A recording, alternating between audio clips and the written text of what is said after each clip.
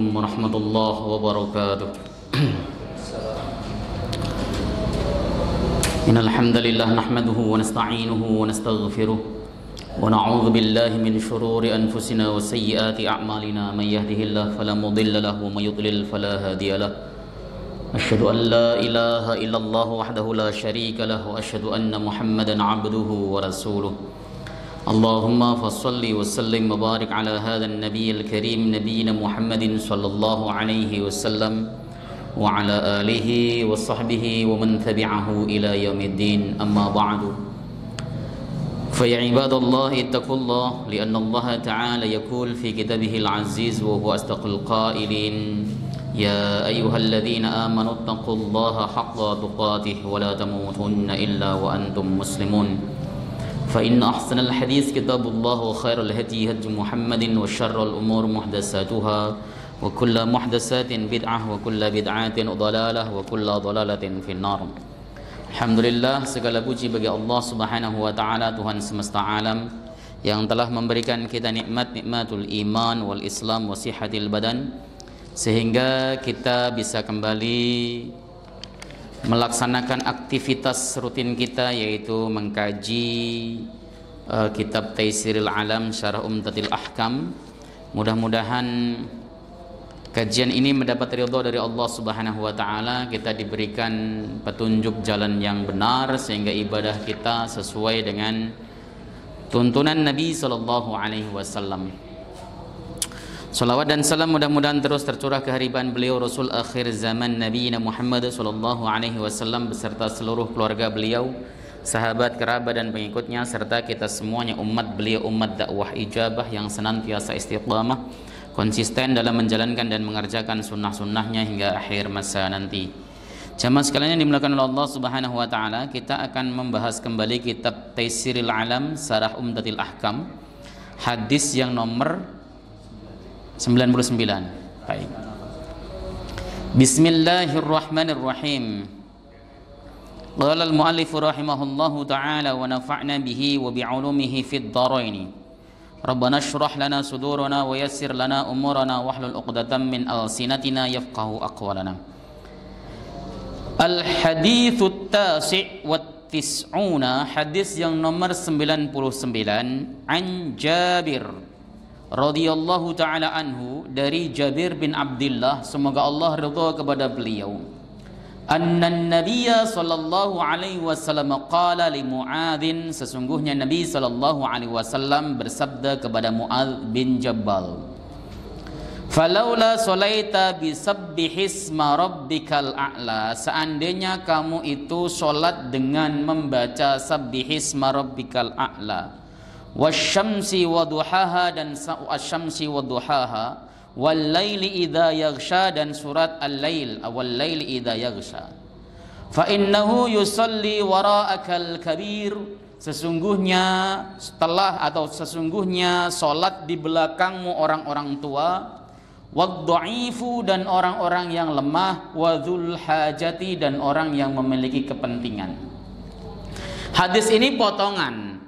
Hadis lengkapnya itu Sayyiduna Muadz bin Jabal itu sholat isya di Madinah bersama Rasulullah Muhammad sallallahu alaihi wasallam berjamaah di Masjid Nabawi. Lalu beliau pulang di kaumnya, di tempat beliau berada, dan beliau menjadi imam bagi kaumnya, sholat isya juga. Nah, dari sini kemudian para ulama mengatakan bahwa mengulang sholat itu boleh, ya. Bahkan kalau kita misalnya mendapati bahwa sholat yang kedua itu lebih sempurna, sementara kita dapati sholat yang pertama kita banyak kekurangan, kita mengulang sholat itu boleh, bahkan mustahab, disunahkan, ya. Contoh misalnya, bapak sudah sholat sendirian, tiba-tiba ada orang jamaah sholat isya nih, sudah sendirian, karena asalnya lirak-lirik nggak ada temannya, lalu kemudian melaksanakan sholat sendiri. Setelah selesai salam ada yang mendirikan jamaah, maka bapak disunahkan mengulangi sholat bersama dengan jamaah tersebut. Itu seperti itu, ya. Kenapa? Karena Nabi Shallallahu Alaihi Wasallam ra'a rajulaini, beliau melihat dua orang yang mereka itu tidak sholat bersama Nabi. Nabi selesai melaksanakan sholat, dua orang ini tidak sholat bersama Nabi, nggak jamaah.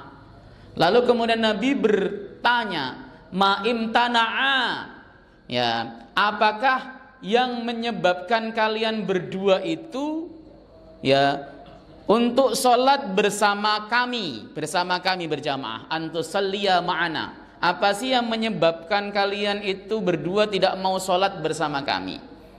Orang tadi menjawab, kami telah sholat di rumah kami masing-masing ya Rasul. Nah, Nabi melarang jangan begitu. Jika kalian sudah sholat di rumah masing-masing, lalu kalian mendapati ada jamaah, maka sholatlah bersama dengan jamaah itu. Itu makanya mengulang sholat, jika sholat yang pertama itu naqis, kurang, maka itu mustahab. Atau mengulang sholat dalam rangka, ya, membantu orang lain supaya dapat jamaah, maka itu juga mustahab. Contohnya Mu'adz bin Jabal, itu sudah sholat bersama Rasul, itu nggak mungkin nakis, nggak mungkin kurang. Nah, kemudian beliau pulang menjadi kaumnya dan menjadi imam. Kenapa? Sebab Mu'adz ini yang paling alim. Maka beliau kemudian menjadi imam supaya di tempat tersebut ada jamaah. Nah, hukumnya salah satu dari sholatnya tersebut menjadi sunnah. Ada yang mengatakan sholat keduanya menjadi sunnah. Kata sebagian ulama lagi adalah bahwa yang sunnah adalah yang sholatnya paling kurang, yang jadi fardu sholatnya yang paling lengkap. Itu diterangkan dalam Fathil Bari Sarah Sahih Bukhari. Jadi seperti itu. Atau kita sudah selesai sholat jamaah, tiba-tiba ada seseorang sholat tingak-tinguk nggak ada temennya, sendirian. Nah, kemudian kita menawarkan diri, ayo sholat bersama saya. Padahal kita sudah berjamaah, itu boleh. Itu terjadi pada suatu saat ketika Rasulullah SAW selesai berjamaah, ya, tiba-tiba ada orang mau sholat sendirian, nggak ada teman. Lalu Nabi mengatakan, siapa di antara kalian yang pengen bersedekah? Berdirilah rajul, seseorang. Di dalam riwayat lain seseorang ini adalah Abu Bakar As-Siddiq radhiyallahu taala anhu. Meskipun riwayat yang menjelaskan itu Abu Bakar itu riwayatnya dhaif. Nah, kemudian dia sholat bersama orang tersebut. Nah, itu disebut dengan sedekah kata Nabi SAW. Jadi muaddah, mengulang sholat karena ada sesuatu kepentingan, itu hukumnya mustahab, sunnah. Ya, ini kasusnya itu seperti itu. Nah, pas Mu'adz bin Jabal itu mengulang sholat di kaumnya, ada seseorang yang dia itu habis pulang dari kebun kurma. Kemudian beliau ikat ontanya, lalu berjamaah bersama Mu'adz. Mu'adz bin Jabal membaca suratnya panjang sekali. Orang ini nggak betah, nggak kerasan, walk out dong. Wah, ngapain sholat panjang-panjang? Keluarlah dia. Maka kita itu, Pak, sholat berjamaah itu melihat kualitas makmum, keadaan makmum. Kalau makmumnya memang orang yang senang kalau kita membacanya surat panjang, ya baca surat panjang. Tapi kalau dengan kita memaksakan diri membaca surat panjang lalu orang enggan berjamaah di masjid, maka bagus membaca surat pendek. Itu serius. Ada loh, masjid itu memberlakukan sholat tarawih, memberlakukan satu malam satu juz. Ya, satu malam pas tarawih sholatnya 8 rakaat 1 juz. Gimana lutut nggak kepada gemeter tuh orang tua-tua. Nah, karena dilakukan rutin, masjid itu yang asalnya full satu masjid tiba-tiba berkurang menjadi satu shaf, berkurang. Nah, ini yang nggak diperbolehkan sebenarnya. Kenapa? Karena membuat orang lari dari masjid, membuat orang enggan berjamaah ke masjid. Orang itu bikin cinta untuk ke masjid. Wah, imamnya bacaannya bagus, enak, pendek dan sebagainya. Itu seneng orang berjamaah. Ya, imamnya faqih, ahli fikih dan sebagainya, seneng ketika berjamaah. Itu makanya memancing orang supaya dia datang ke masjid dengan cara apapun yang diperbolehkan oleh syariat, itu boleh, mustahab. Contoh, menyediakan kopi di masjid, siapapun yang berjamaah boleh minum kopi. Kita bikin kopi, pisang goreng supaya orang rajin ke masjid, itu mustahab. Masjidnya dibikin wangi, dikasih parfum, dikasih duhon. Duhon itu adalah parfum yang dibakar kayak di Madinah itu kan, kayu gaharu. Itu mustahab, membuat orang cinta ke masjid, betah di masjid. Jangan dibikin lari. Udah bacaannya jelek, panjang lagi, ya itu kan kurang. Orang ya Allah, dia imamnya, telingaku, misalnya seperti itu. Akhirnya orang menjadi tidak mau ke masjid. Karena panjang tadi, orang tadi pulang geger, Mu'ad marah-marah, menuduh orang tadi itu munafik. Wong surat yang saya baca kan suratnya Nabi SAW, kenapa dia pulang? Masalah ini sampai Nabi SAW, Nabi kemudian mengatakan, afattanun anta ya Mu'ad, apakah kamu akan menjadi orang yang tukang fitnah, menjadikan orang kabur dari masjid? Falaula sholaita bisabbihisma rabbikal a'la, seandainya kamu tadi sholat membaca sabbihisma rabbikal a'la wasamsi wadduha wal laili idza yaghsha, itu lebih bagus. Untuk sholat isya itu pakai mufassal yang pertengahan. Surat mufassal itu kan dibagi 3, ada mufassal yang panjang, mufassal pertengahan, dan mufassal yang pendek. Mufassal yang panjang itu dari surat Hujurat sampai Al-Mursalat, itu mufassal panjang. Mufassal pertengahan itu dari Amma Yatasa'alun sampai Ad-Duha, sampai Al-Lail, itu adalah yang pertengahan. Mufassal yang pendek Ad-Duha sampai An-Nas, itu mufassal pendek. Untuk sholat isya pakailah mufassal yang pertengahan, yang jangan terlalu panjang. Sabbihisma rabbikal a'la, Al-Buruj, kemudian Al-Insyiqaq, itu boleh, memang segitu takarannya. Ya, kalau sholat maghrib, surat-surat pendek, Qisar al-Mufassal, surat-surat mufassal yang pendek. Kalau mau sholat panjang, sholat subuh silahkan panjang, tapi itu pun melihat kondisi makmum lagi. Ya, ada nggak makmum kita itu yang habis operasi? Ada nggak makmum kita itu yang kemudian kemarin habis pulang dari rumah sakit?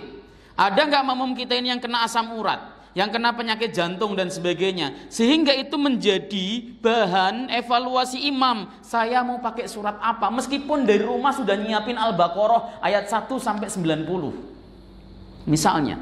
Tapi ketika lihat, oh itu ada bapak-bapak ini kan kemarin operasi jantung, wah nggak kuat berdiri kalau orang pernah operasi jantung. Saya pernah sholat jadi makmum di sebuah masjid yang imam ini hafiz, hafal Quran. Samping saya bapak-bapak usianya 85 tahun. Ketika sholat panjang banget, bacanya panjang sekali.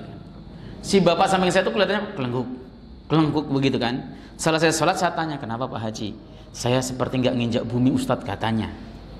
Kenapa? Saya itu jantung saya sudah nggak kuat mompa darah semaksimal dulu, jadi terbatas sekali, sehingga ketika dia berdiri itu pompa darahnya itu nggak sampai ke kaki, sehingga kayak orang nggak nginjak tanah.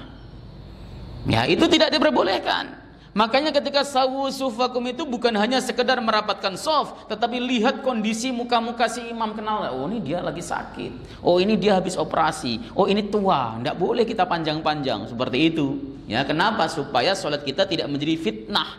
Artinya orang tersebut besoknya lagi nggak mau ke masjid. Itu kasusnya dari Mu'ad bin Jabal seperti itu.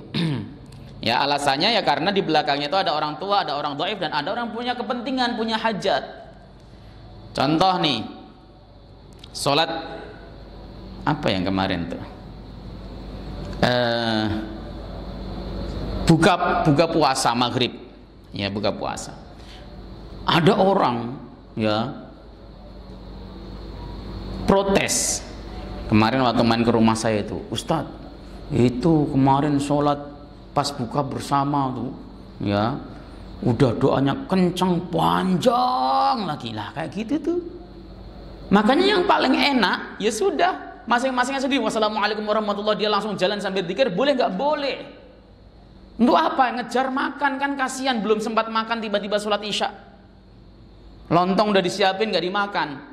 Makanya udah selesai, assalamualaikum warahmatullahi, meskipun dia biasa dzikir bareng-bareng, udah bebaskan dzikir masing-masing. Kenapa? Maghribnya Ramadan pendek sekali, udah sholat jamaah aja udah untung. Setelah itu qobliyah dia pulang, pasti makannya juga buru-buru, nasi belum turun sudah adzan lagi.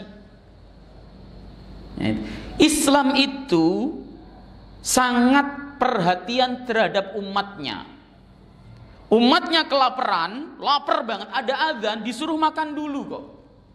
Jangan sholat. Kenapa? Pasti nggak khusyuk ketika Anda kelaparan, lapar sampai kerucuk gitu kan. Disediain makan sama istrinya, ada adzan, udah makan dulu. Itu aturan Islam. Kenapa? Karena Islam memang rahmat terhadap pemeluknya. Begitu juga terhadap orang yang memiliki kepentingan, ada hajat, ada kebutuhan, ya, ada misalnya di bawah, ya, ada acara apa namanya, hajatan, apa itu namanya, orang punya resepsi misalnya. Orangnya yang peladennya ikut sholat zuhur semuanya. Antum sholat zuhur baca surat Al-A'raf. Karena membaca hadis Nabi bahwa Rasul pernah sholat zuhur baca surat Al-A'raf. Ya dia gelisah, Pak, yang laden siapa itu? Itu namanya dia tidak rahmah. Cepat rahmah. Sholat Jumat, ma'asirul hadirin, hujan, sementara jamaah bluber kemana-mana, ada di luar dan sebagainya.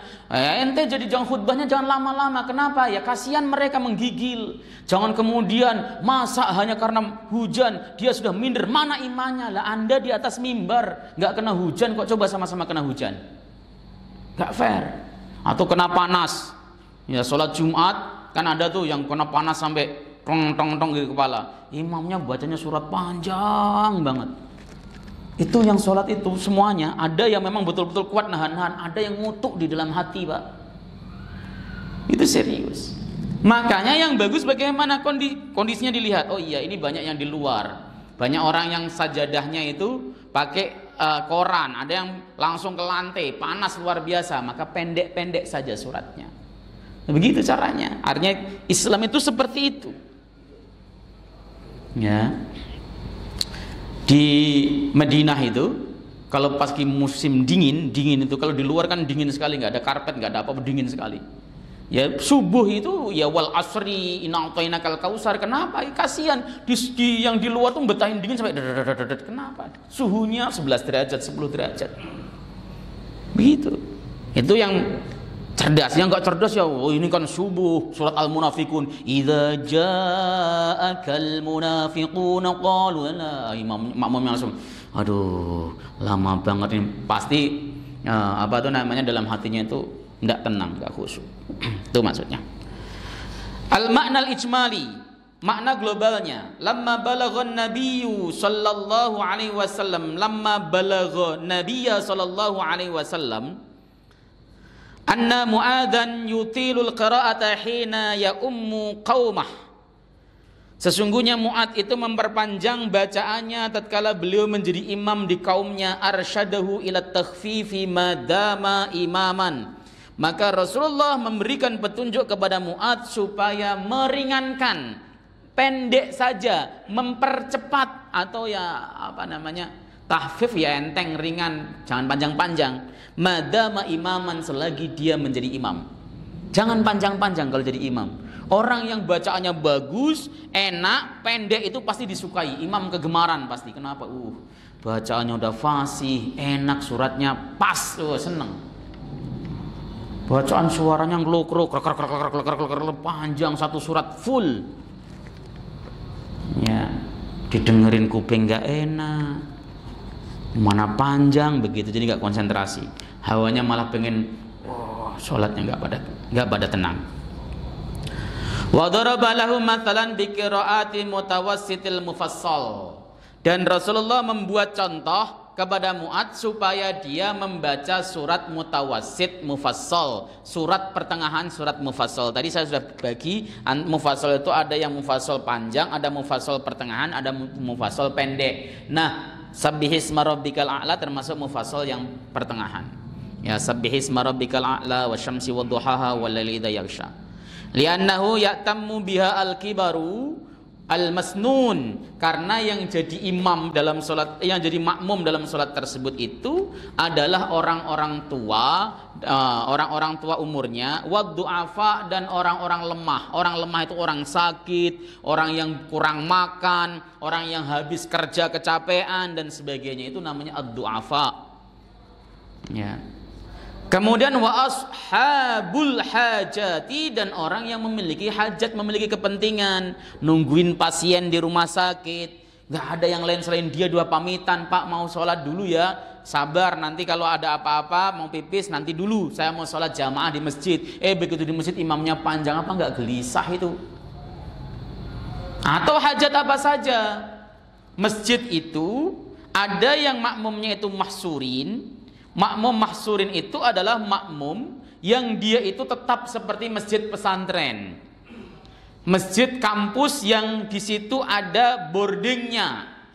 Maka silahkan panjang karena memang jamaahnya itu sudah bisa. Oh ini santri semuanya, habis maghrib nggak ada kerjaan dan sebagainya. Panjang silahkan dan sudah terbiasa, tidak masalah. Tapi kalau masjid pinggir jalan yang sholat itu adalah orang yang mampir, dia mampir sholat karena mementingkan panggilan Allah Subhanahu wa Ta'ala daripada yang lain. Tapi di satu sisi dia harus ada tugas yang diselesaikan, jangan panjang-panjang. Itu caranya. Itu imam cerdas. Maka berkali-kali saya mengatakan standar imam yang terbaik itu adalah satu, dia harus alim fikih, ya, karena dia akan menjadi pemimpin di dalam suatu ibadah yang berkaitan dengan fikih. Dia harus alim fikih nomor satu. Maka jika kemudian ada alim fikih, bacaan Qur'annya fasih, tetapi lagunya nggak begitu pinter, dengan orang yang nggak bisa fikihnya nol, tapi suaranya bagus, mana yang dilakukan? Yang fakih dulu. Kita kan sekarang enggak, kadang anak kecil, anak SMA kelas 1, kelas 2 dan sebenarnya disuruh jadi imam. Kenapa? Karena suaranya bagus. Loh, dia sedang jadi sopir untuk urusan agama, ibadah yang kaitannya dengan fikih. Bagaimana kalau kemudian dia belum faham tentang syurutus salat, mubtilatus salat, arkanus salat? Lah apa yang kemudian dilakukan? Banyak sekali akhirnya nabrak-nabrak. Pernah ada suatu jamaah itu dibatalkan, Pak. Batal total. Satu, kenapa? Karena imamnya nggak paham fikih. Kasus pertama. Ceritanya imamnya ini sebenarnya hafal Quran. Dia lagi murojaah. Pas mau jadi imam pakai handphone murojaahnya. Pas itu komat handphonenya karena dia masih belum yakin, masih suka lupa-lupa, handphonenya dibiarkan nyala, dikantongin. Pas pada waktu dia membaca surat tersebut, dia lupa, jeglek. Karena lupa, tidak mungkin ngandelin belakangnya nggak ada yang hafal Quran. Akhirnya dia pegang handphone, ambil handphone, di belakang diterakin makmum, batal sholatnya, tidak sah. Ya, akhirnya kemudian si imam kemudian batal noleh. Satu masjid sholatnya batal semuanya. Kenapa kok bisa begitu? Ya karena nggak fakih. Ya, itu fakta. Ada lagi imam rakaat kedua, dia tidak tasyahud awal, dia langsung berdiri. Jamaah satu subhanallah, kedua subhanallah, ketiga subhanallah, keempat satu masjid bilang subhanallah semuanya. Itu imam langsung duduk. Karena di demo satu masjid. Kenapa kok kemudian itu langsung batal sholatnya, jamaahnya langsung batal, imam sholatnya batal kok, maka jamaahnya semuanya batal. Kenapa bisa terjadi begitu? Ya karena nggak alim fikih. Ya, ini salah. Boleh kita memilih orang yang suaranya bagus, tapi dia harus berbekal ilmu fikih yang bagus. Karena apa tadi? Dia itu akan jadi pemimpin dalam suatu ibadah, bukan pemimpin perlombaan baca Quran. Maka aqra'uhum fi kitabillah, versinya Imam Nawawi itu yang pertama afqahuhum fi kitabillah, orang yang paling mengerti tentang Al-Quran. Artinya orang yang paling faqih. Begitu. Meskipun tetap karena dia jadi imam yang urusannya dengan mahraj, maka dia bacaannya harus bagus. Karena imam itu kan menanggung bacaan makmum. Kalau bacaannya nggak bagus, bagaimana bisa menanggung? Jelas bacaan bagus itu adalah merupakan syarat. Tetapi jika ada komparasi, misalnya ada imam bacaannya bagus tapi suaranya datar. Alhamdulillahi rabbil alamin, arrahmanir rahim, maliki yaumiddin, iyyaka na'budu wa iyyaka nasta'in, ihdinas siratal mustaqim. Misalnya datar begitu. Ada yang suaranya ada apa namanya cengkoknya. Alhamdulillahi rabbil alamin, arrahmanir rahim, maliki yaumiddin. Misalnya, walaupun suara saya juga sama-sama gak enak didengerin, ya. Misalnya begitu. Mana yang dipilih? Yang afqah. Karena sama-sama ini aqra. Aqra itu sama-sama kualitas bacaannya bagus, mahrajnya tepat. Maka yang afqah harus didahulukan. Kenapa? Supaya nggak nabrak-nabrak ketika jadi imam. Ada loh Pak, pernah seorang imam sholat id itu baca kunut itu pakai bahasa Indonesia. Ya Allah, ya Tuhan kami, berikanlah kemenangan kepada saudara-saudara kami di Palestina, ya Allah, amin. Satu. Lah sholat kok pakai bahasa Indonesia itu dari mana rumusnya? Itu serius terjadi. Kenapa? Ya karena imamnya nggak faqih. Itu, jadi harus faqih dulu, seperti itu. Nah, kalau faqih, dia pintar, maka dia bisa lihat, oh iya, saya harus bagaimana, saya harus seperti apa. Ya, ada anak nangis misalnya pas lagi sholat sama bapaknya, anaknya nangis, wah, imam nggak usah kemudian pura-pura budek. Oh iya, bapaknya pasti nggak khusyuk ketika anaknya nangis. Sudah, sholatnya yang asalnya disiapkan surat panjang, jadi kul huwallahu ahad, nggak apa-apa. Itu karena faqih. Seperti itu. Al-ahkam al-mahudhatu minal hadis. Hukum-hukum yang bisa diambil dari hadis yang pertama, annal mutawassita fil qiraati fis sholati hadhihi suwar al-madhkurah fil hadis wa amsalihha. Ya, sesungguhnya surat mutawassit yang dibaca di dalam salat adalah surat-surat ini yang dituturkan dalam hadis, ya, wa amsaluha, dan contoh-contohnya yang semisal. Jadi misalnya sabbihisma rabbikal a'la itu berapa ayat, ya semisal itulah, sebanyak itu ayatnya. Itu namanya mutawassit. Annahu yustahabbu lil imami mura'atud du'afai. Sesungguhnya disunahkan bagi seorang imam untuk menjaga, ya, menjaga orang-orang dhaif. Ya, bitahfifis salati, dengan meringankan salatnya, fi hali timamihim bihi, tatkala dia menjadi imam di tengah mereka. Itu. Jadi ketika kita lihat ada orang dhaif satu saja, udah jangan kemudian kayak yang sehat kan banyak Pak, masa cuma satu? Iya, satu ini dispesialkan. Standarnya adalah standar dia. Standarnya adalah standar yang paling lemah. Makanya kalau kita menjadi pemimpin misalnya, Bapak suatu saat jadi pemimpin rombongan haji atau rombongan umroh misalnya, ya, standar Bapak itu adalah orang yang paling lambat jalannya. Itu yang jadi standar. Ya, jadi Bapak harus membersamai orang yang paling lambat jalannya ini. Jangan membersamai yang paling cepat, ya dia hilang. Ya, orang yang paling lambat tuh. Jadi Bapak harus di sampingnya terus. Kalau dia itu sudah aman, yang lain sudah aman pasti di depan. Itu namanya kita pintar. Oh iya, yang paling lambat jalannya siapa? Oh, Mbah ini. Ya kita barengin dia aja terus. Jangan kok mentang-mentang Bapak sehat dan sebagainya, bodoh amat tadi. Kita kan sudah barengin jamaah yang sana. Oh, hilang beneran.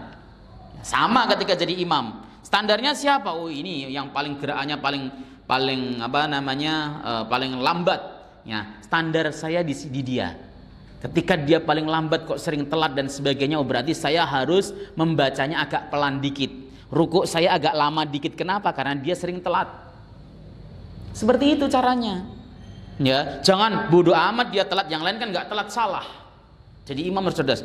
Allahu Akbar misalnya, pas rukuk baca subhanakallahumma rabbana wa bihamdika Allahumma ighfirli misalnya sekali. Bapak kok masih pengen nunggu, ya baca subhana rabbiyal azim kan boleh, siapa yang larang? Jadi sering kali kita itu kaku kalau sudah baca satu terus diem mingkem, ya boleh nggak apa-apa sih mingkem. Ya. Atau pas lagi sujud subhana rabbiyal a'la, atau kita baca apa tadi, subhanakallahumma rabbana wa bihamdika Allahumma ighfirli. Lah kok misalnya, oh Bapak tadi biasanya baru tambahi subhana rabbiyal a'la, boleh tambah doa-doa lain kan boleh. Yang penting jangan kemudian terlalu panjang yang memberatkan makmum lain. Tapi kita itu pikirkan keadaan jamaah yang paling lambat tadi, itu yang benar. Yang nomor 3, ya, husnul ta'limin Nabi sallallahu alaihi wasallam wa mulatafatihi. Dan bagusnya pengajaran Nabi sallallahu alaihi wasallam dan kelembutan beliau idza khataba Mu'adzan bi sighatil 'ard. Ya, tatkala beliau mengkhitabi Mu'adz itu dengan sighat 'ard. Jadi redaksi falaula, seandainya engkau melaksanakan sholat dengan ini. Nasihatnya kan keren itu. Nabi memang keren kalau nasihati. Enggak kemudian kamu itu masa nggak paham dengannya. Kita kan kadang-kadang kalau jadi bos ataupun jadi guru ngaji, galaknya luar biasa kan. Ngajarnya nggak dengan kasih sayang. Padahal kasih sayang itu penting sekali. Kemudian yang selanjutnya, ra'fatuhu bi ummatihi la siyamad du'afa minhum wa ashabul hajat. Ya. Lembutnya Nabi sallallahu alaihi wasallam, ya, sayangnya Nabi Shallallahu Alaihi Wasallam terhadap umatnya, terlebih kepada orang-orang du'afa di antara mereka dan orang yang memiliki hajat. Ya. Ini jelas ya, karena memang Nabi Shallallahu Alaihi Wasallam sayang kepada orang-orang dhaif, sayang orang-orang yang memiliki hajat dan kebutuhan. Ya, itu hadis yang pertama yang saya baca pada malam ini. Al-hadisul mi'ah, hadis yang nomor 100. An Anas bin Malik radhiyallahu taala anhu, dari Anas bin Malik semoga Allah ridha kepada beliau, anna Nabiya sallallahu alaihi wasallam, sesungguhnya Nabi Muhammad sallallahu alaihi wasallam, wa Abu Bakrin dan Abu Bakar, wa Umar dan Umar radhiyallahu taala anhuma, kanu yastaftihuna as-salat bilhamdulillahi rabbil alamin. Mereka semua membuka salatnya dengan alhamdulillahi rabbil alamin. Ini hadis yang dijadikan dasar oleh madhab Ahmad dan madhab Malik, bahwa membaca bismillah itu sir. Ya, kenapa? Karena hadis ini sahih, ada dalam Sahih Bukhari, tidak ada satupun yang menolak kesahihannya. Rasul sallallahu alaihi wasallam, Abu Bakar, Umar memulai salatnya dengan alhamdulillahirabbil alamin. Ini hadis yang dipakai oleh kedua madhab tadi. Madhab Asy-Syafi'i itu beliau memilih membaca bismillah itu dengan jahar, dengan keras. Bismillahirrahmanirrahim. Itu madhab Syafi'i. Alasannya kenapa? Satu, beliau mendasari dengan hadis riwayat Imam Nasai, Abu Hurairah pernah mempraktekkan sholat, ya, lalu kemudian beliau mengatakan sholatku ini adalah sholat yang paling sesuai dengan sholatnya Nabi Shallallahu Alaihi Wasallam. Dan ini hadisnya sahih. Ya, lalu terjadilah dialog atau debat lah, debatnya itu antara kitab per kitab. Imam Nawawi membela pendapat mazhab Syafi'iyah, ya wajar. Kenapa? Karena Imam Nawawi itu Syafi'iyah. Imam lain membelanya, loh ini hadisnya jelas kok. Tapi Imam Nawawi mengatakan yang dimaksud alhamdulillah di sini namanya Al-Fatihah, karena surat Al-Fatihah dikenal juga dengan surat Alhamdulillah. Tapi keduanya, Imam Syafi'i maupun Imam Ahmad bin Hanbal, meyakini bahwa bismillah itu ayatun minha, dari ayat-ayat dari Fatihah. Maka membaca bismillah itu wajib. Yang beda itu apakah sir atau jahar. Ya. Madhab Abu Hanifah mengatakan membaca bismillah itu tidak wajib. Kenapa? Karena hadisnya jelas kok, memulainya dengan alhamdulillah, nggak ada bismillah sama sekali. Berarti kalau begitu ya sudah, itu yang kemudian dipakai oleh madhab Abu Hanifah dan madhab Imam Ahmad serta madhab Malik, itu tidak menjaharkan, tidak mengeraskan membaca bismillah. Saya baca aja dulu hadisnya ya. Wa fi riwayatin, dalam riwayat lain, sholaitu ma'a Abi Bakrin wa Umar wa Utsmana, aku salat bersama dengan Abu Bakar, Umar dan Utsman, falam asma ahadan minhum yaqra bismillahirrahmanirrahim, dan aku tidak mendengar seorang pun di antara mereka membaca bismillahirrahmanirrahim. Ini Sahih Muslim. Ini lebih sharih, lebih jelas. Enggak dengar aku di antara mereka membaca bismillah sama sekali, mau baca Fatihah kayak mau baca surat enggak dengar sama sekali. Ini sebagai dalil penguatnya dalam Sahih Muslim, dalam Sahih Muslim dan Sahih Bukhari juga ada. Wali Muslimin dalam Sahih Muslim, sholaitu khalfan Nabi sallallahu alaihi wasallam wa Abi Bakar wa Umar wa Utsmana, kanu yastaftihuna bilhamdulillahi rabbil alamin wa la yadhkuruna bismillahirrahmanirrahim fi awwali qiraatin wala fi akhiriha. Ya. Kata Anas, aku sholat di belakang Nabi, di belakang Abu Bakar, di belakang Umar, di belakang Utsman, dan mereka memulainya dengan membaca alhamdulillah dan tidak menyebut kata bismillah sama sekali di awal maupun di akhirnya. Sebenarnya redaksi hadis ini kan sahih, jelas. Ibaratnya kalaupun tanpa penafsiran mestinya selesai kan? Mestinya selesai. Udah jelas itu tanpa alhamdulillah, langsung alhamdulillah tanpa membaca bismillah. Tapi di dalam masalah fikih itu tidak sesederhana itu, saudara. Kenapa? Karena didapati hadis penentangnya. Ada hadis pembandingnya tadi, hadis riwayat Imam Nasai, ya, di mana Abu Hurairah radhiyallahu taala anhu itu beliau mempraktekkan sholat atau melaksanakan sholat, lalu beliau membaca bismillahirrahmanirrahim sampai waladhdallin. Hatta idza atammas salata, ketika beliau sudah menyempurnakan salat, qala inni la ashbahukum salatan bi Rasulillah sallallahu alaihi wasallam. Aku adalah orang yang paling sesuai di antara dari kalian semua terhadap salatnya Nabi sallallahu alaihi wasallam, dan hadis ini riwayat Imam Nasai dan disahihkan oleh banyak para hufal, para ahli hadis. Ini loh kemudian yang terjadi perbedaan. Ada hadis ini muncul. Ketika ada hadis ini muncul, berarti kan terjadi mu'taridhah, i'tirad, pertentangan di antara dua hadis tadi. Tabrakan di antara dua hadis tadi. Makanya cara ulama memberlakukan dua hadis tadi itu berbeda-beda. Kalau kemudian mazhab Imam Ahmad mengambil tidak membaca bismillah, bismillahnya sir dan sebagainya, karena beliau mengatakan hadis ini lebih kuat dibanding hadis riwayat Imam Nasai tadi, sehingga diamalkan itu yang lebih kuat. Lebih sharih dan lebih sahih. Mazhab Syafi'i tidak. Karena dua-duanya ini hadis sahih, maka diperlakukan jamak, dikompromikan. Cara mengkompromikan gimana? Oh, maksudnya adalah yang dimaksud alhamdulillah itu adalah Al-Fatihah. Loh, kan tidak menyebut bismillah. Baik, ketika tidak menyebut bismillah, maka pakai kaidah yang tahu itu lebih, dalam kaidah usul fikih ya, orang yang tahu itu didahulukan daripada orang yang tidak tahu. Orang yang mendengar itu didahulukan daripada orang yang tidak mendengar. Al-musbit muqaddamun 'alan nafi, yang mengatakan ada didahulukan daripada yang mengatakan tidak ada. Itu persoalannya. Maka muncul konklusi hukum dalam Syafi'iyah bahwa karena bismillah itu ayatun minal Fatihah, ayat daripada Fatihah, harus diberlakukan sama dengan surat-surat yang lain, dengan ayat-ayat yang lain. Ketika yang lain dibaca jahar, maka bismillahnya juga dibaca jahar. Itu kesimpulannya. Ya, jadi wah, ternyata begitu ya. Ternyata kalau kita sudah bicara masalah fikih, usul fikih ya, para ulama itu ketika meramu menjadi satu konklusi hukum itu tidak sesederhana kita. Kalau kita kan nemu hadis ya pokoknya begini, wah itu repotnya. Bahasa pokoknya itu yang luar biasa, yang akhirnya menjadikan kita itu tawuran sama yang lainnya karena pokoknya itu tadi. Pokoknya saya begini. Boleh Anda fanatik mengatakan berpendapat saya yang terbenar, tetapi kita tidak boleh menutup mata bahwa ada ijtihad ulama lain yang juga harus kita perhitungkan. Begitu. Ya. Kalau PP Muhammadiyah Majelis Tarjih membolehkan dua-duanya. Jadi membaca bismillah dengan suara jahar boleh. Karena apa? Karena hadis riwayat Imam Nasai tadi sahih. Karena sahih maka bisa diamalkan. Terus kemudian hadis riwayat Bukhari dan Muslim juga sahih, maka membaca bismillah dengan jahar boleh, dengan sir boleh. Ya, jadi di Muhammadiyah tidak mempermasalahkan membaca bismillah jahar ataupun sir, bebas. Bismillahirrahmanirrahim boleh.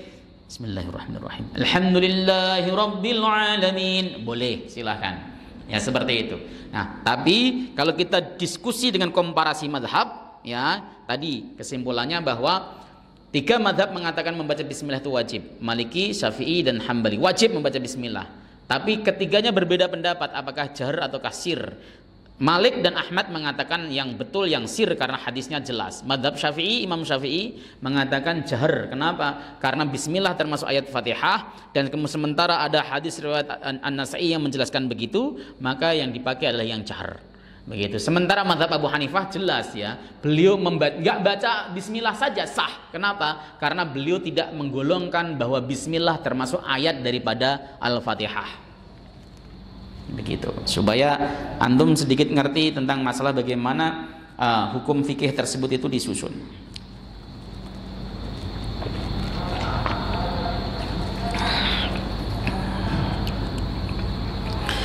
Ini juga dalilnya Syafi'i ini. Wastadalla Syafi'i wa atba'uhu bihadisi Anas hina su'ila an kaifiyati qiraatin Nabi sallallahu alaihi wasallam. Imam Syafi'i dan pengikutnya berdalil dengan hadis Anas tatkala beliau ditanya tentang bagaimana Rasulullah membaca Fatihah. Faqala, kemudian Anas berkata, kanat maddan. Beliau membacanya itu maddan, panjang, itu artinya qiraah beliau itu tidak buru-buru. Summa qara'a bismillahirrahmanirrahim bimaddi bismillah. Ya wa bimaddir rahman wa bimaddir rahim, itu seperti itu. Disebutkan itu. Ini yang kemudian dijadikan dasar, oh jahar disebutkan bismillah.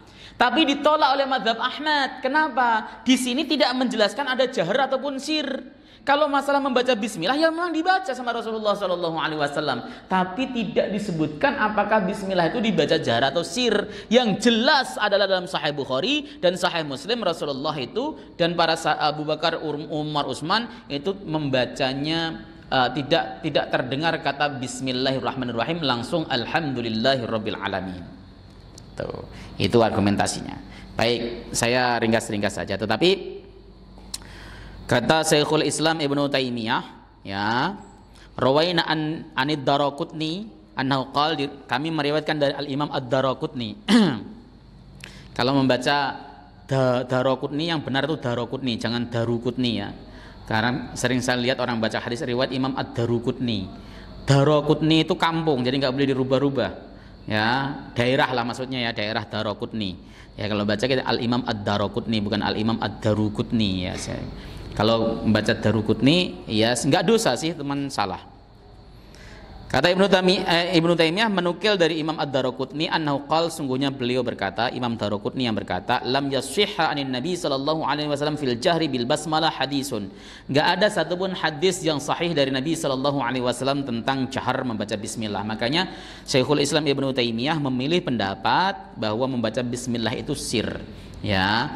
Bismillahirrahmanirrahim. Alhamdulillahirabbil alamin. Tetapi tadi itu khilaf bainal madzahib ya, khilaf di kalangan mazhab 4. Ya, yang jelas ketika kita menjadi imamnya lihat kondisi makmumnya atau tempat daerahnya. Saya salut sama Syekh Abdurrahman As-Sudais. Ketika beliau itu pertama kali menjadi imam di Indonesia di Masjid Istiqlal, beliau imam salat Jumat itu baca bismillahnya kencang. Bismillahirrahmanirrahim. Padahal saya sudah seumur-umur ketika jadi imam tuh nggak pernah baca bismillah kencang, tapi di Indonesia baca bismillahirrahmanirrahim kencang. Kenapa? Karena tahu Indonesia itu mayoritas Syafi'i, seperti itu. ya itu adalah salah satu keluasan ya beliau, bahwa ikhtilaf di dalam bainal madzahib, ya perbedaan pendapat di kalangan mazhab 4 itu adalah suatu keniscayaan. Tidak mungkin. Saya tidak pernah menemukan ada pendapat terkait dalam urusan sholat yang nggak berbeda ulama, pasti beda semuanya. Ya, dari tata cara, dari niat mulai niat takbiratul ihram sampai ke salam itu para ulama itu berbeda pendapat, mazhab 4 ini berbeda pendapat. Maka wajar kalau kemudian salah satu orang sholatnya begini, sholatnya begitu, itu disebut tanawu'ul ibadah. Ya, variasi atau macam-macamnya ibadah, dan semua itu memiliki dalil dari Nabi Shallallahu Alaihi Wasallam. Jadi jangan sampai kita mengklaim kebenaran sebagai kebenaran tunggal, sementara banyak hadis yang berbicara masalah itu. Ya, karena apa? Karena perlakuan ulama terhadap hadis bisa beda-beda. Ya, itu pakai pisau, namanya ilmu usul fikih. Jadi kalau nggak tahu usul fikih ya kadang-kadang kok begitu ya? Ini kan menelisih hadis, bukan menelisih Pak, tetapi mengiris. Para ulama tersebut itu menggabungkan, oh hadis ini sahih digabungkan, hadis ini sahih dirajih dan sebagainya. Itu adalah pekerjaan para ulama ahli usul fikih. Ma yu'khad minal ahkam, apa yang diambil dari hukum-hukum dari hadis tersebut. Yang pertama, masru'iyatu qiraati bismillahirrahmanirrahim ba'dal istiftah wa ta'awud qabla al-fatihah. Disyariatkan membaca bismillahirrahmanirrahim setelah membaca istiftah dan ta'awud sebelum fatihah. Jadi setelah baca fatihah, membaca iftitah, ya Allahumma ba'id baini wa baina khotaya dan sebagainya, atau kabira wal Allahu akbar kabira walhamdulillah katsira wa subhanallahi bukratan wa asila dan sebagainya. Maka kita disunahkan membaca a'udzubillahi minasyaitonir rajim. Membaca a'udzubillahi minasyaitonir rajim saja itu para ulama saja itu berbeda loh, apakah sekali ataukah setiap rakaat membaca a'udzubillahi minasyaitonir rajim. Anda baca kitab Al-Muhadzab, di dalam Al-Muhadzab itu para ulama berbeda pendapat. Kenapa? Ada yang mengatakan yang dibaca cuma sekali saja. Ini nggak ada keterangan dalam hadis Nabi. Masalahnya nggak ada keterangan itu. Lah ulama ketika nggak ada keterangan dalam hadis Nabi, ya, ulama kemudian mengambil dalil dari Al-Qur'an. Wa idza qara'tal Qur'an fasta'il billahi minasyaitonir rajim. Tatkala kalian membaca Quran, maka mintalah perlindungan kepada Allah dari godaan syaitan yang terkutuk. Maka Bismillah termasuk Fatihah termasuk Quran, maka dimulai dengan a'udzubillahi minasyaitonirrajim. Persoalannya muncul, apakah rakaat kedua sudah include pada rakaat pertama? Ada yang mengatakan include, udah sekali aja cukup lah di pertama, masa kedua, ketiga dan sebagainya. Faktanya di dalam kitab tadi Al-Muhadzab dikatakan banyak ulama yang berpendapat membaca a'udzubillah itu tetap sunnah di setiap rakaat. Karena apa? Karena bacaan itu bacaan Qur'annya terputus dengan rukuk, sujud dan sebagainya. Maka ketika berdiri lagi rakaat kedua a'udzubillahi minasyaitonirrajim. Bismillahirrahmanirrahim. Dan itu disebut ahsan, itu bagus. Dan ini yang dipilih oleh Majelis Tarjih Muhammadiyah. Ya. Maka orang Muhammadiyah itu mestinya harus akrab membaca a'udzubillah berkali-kali. Lah kalau orang Muhammadiyah bengong. Oh, baru tahu saya. Lah selama ini kemana, Pak? Ya, jadi kalau di Muhammadiyah itu memang a'udzubillahnya 4 kali. Itu ada di dalam kitab Muhadzab. Jadi setiap rakaat ya a'udzubillahi minasyaitonirrajim. Bismillahirrahmanirrahim. Kenapa? Karena berdalil dengan keumuman ayat. Wa idza qara'tal Qur'an fasta'iz billahi minasyaitonirrajim. Itu yang jadikan sebagai dalil. Tapi baca sekali juga enggak apa-apa. Yang minimal baca sekali lah daripada enggak. Ya, kalau mau baca berulang-ulang ya silahkan, dan itu dikatakan ahsan. Di dalam kitab Al-Muhadzab dikatakan fa ahsan, maka itu lebih bagus. Ya, silahkan. Ya, itu setelah a'udzubillah membaca bismillahirrahmanirrahim. Ya, begitu ya. Yang kedua, antakuna qira'atuha sirron. Ya, membaca bismillahnya itu sir. Ini saya harus klarifikasi bahwa pengarang kitab Taisirul Alam ini mazhabnya Hambali.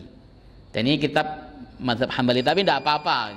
Namanya mengambil konklusi harus ketika ngarang kitab konklusi. Oh, membacanya itu adalah sir. Bismillah, oke, sir. Walau fi sholatil jahriyati, meskipun dalam sholat jahriyah, sholat jahar, sholat maghrib tetap Alhamdulillahi Rabbil Alamin. Begitu. Itu versinya mazhab Ahmad bin Hanbal. Kalau mazhab Syafi'i tadi saya jelaskan bahwa beliau jahar.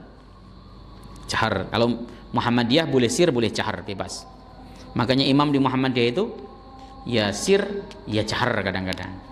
Tadi yang jadi imam bacanya jahar. Ya, kadang kalau Ustaz Encep bacanya sir. Begitu. Kalau saya suka-suka saya bisa jahar, bisa sir, tergantung daripada suasana hati saya, pengen jahar atau pengen sir. Dua-duanya boleh. Yang ketiga, annal basmalah laisat ayatun minal Fatihah. Ya. Ini menurut pengarang Taisirul Alam, bismillah tidak termasuk ayat Fatihah. Ini sesuai dengan mazhab Hanafi. Ya, kalau mazhab Ahmad bin Hanbal, bismillah itu termasuk ayatun minha, maka membaca Fatihah harus ada bismillahnya. Ya. Allahu akbar. Bismillahirrahmanirrahim. Alhamdulillahi Rabbil Alamin, harus bismillah dibaca.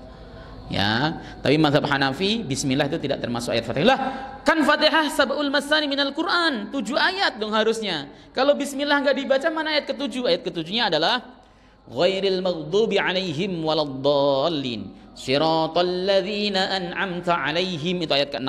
Ghairil maghdubi alaihim waladdallin, ayat ke-7. Itu ayat ke-7-nya. Maka kemarin waktu sempat ribut tentang wakaf di ghairil maghdubi alaihim, apakah boleh apa tidak? Kalau dalam sholat dipakai ya tidak masalah, enggak membatalkan sholat. Siratal ladzina an'amta alaihim ghairil maghdubi alaihim waladdallin, sah sholatnya. Meskipun itu ada yang mengatakan wakaf qabih, sebab ghairi itu menjadi istisna daripada siratal ladzina an'amta. Itu dalam qiraat Imam Asim.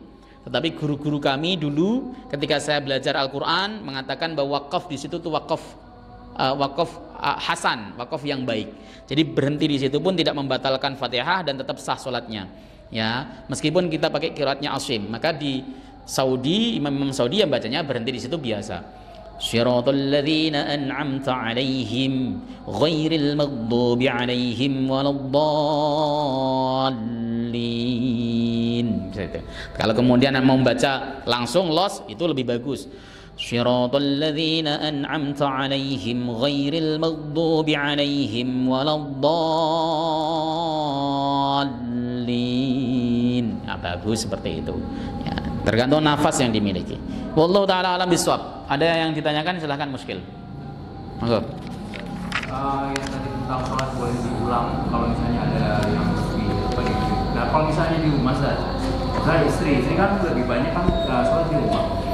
Itu bisa nggak kita menjadikan alasan kalau kita mengulang lagi di rumah untuk menjadikan imam? Boleh, boleh.